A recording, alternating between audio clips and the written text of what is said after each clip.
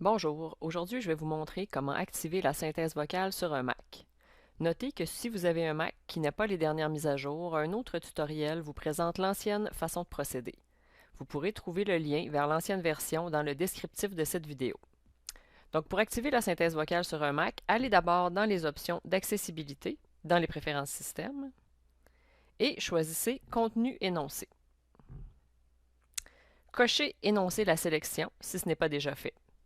Vous pouvez choisir une voix et choisir la vitesse de lecture. Vous pourrez toujours revenir par la suite le changer.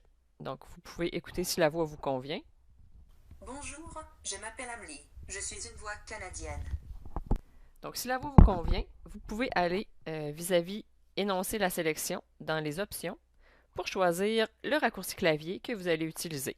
Donc, moi, j'ai indiqué CTRL-P, ce qui fait qu'à chaque fois que j'appuie sur CTRL-P dans Word, dans un document PDF ou sur Internet, la synthèse vocale va s'activer.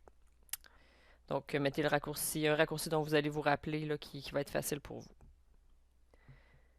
Et donc, pour voir comment ça fonctionne, je vais essayer ici dans un fichier PDF. On met la souris dans notre texte et je vais faire CTRL-P. Femmes et médias. Le cas du monde des livres en 1995. Paru. In. Odile Krakovitch et Geneviève Sellier. Dire. L'exclusion des femmes. Donc, vous voyez ici qu'avec la petite tortue, on peut ralentir le débit. Avec le lièvre, on peut accélérer le débit. On a play stop et avec les flèches, on peut avancer dans le texte ou reculer. Dépendamment de comment le PDF a été fait, pour avancer dans le texte, ça peut y aller un mot à la fois ou une phrase à la fois. Donc, dans ce texte-là, je pense que c'était un mot à la fois. Je vais vous montrer rapidement comment ça fonctionne. Femmes. Et. Dans la culture. Au XXe siècle. Paris. Édition. Complet. 2000. Je lisais, tranquille.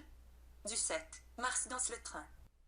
Donc voilà, ça fonctionne exactement de la même façon dans un document Word, dans un courriel ou sur une page web où il y a du texte. Donc c'est pas plus compliqué que ça pour activer la synthèse vocale sur un Macintosh.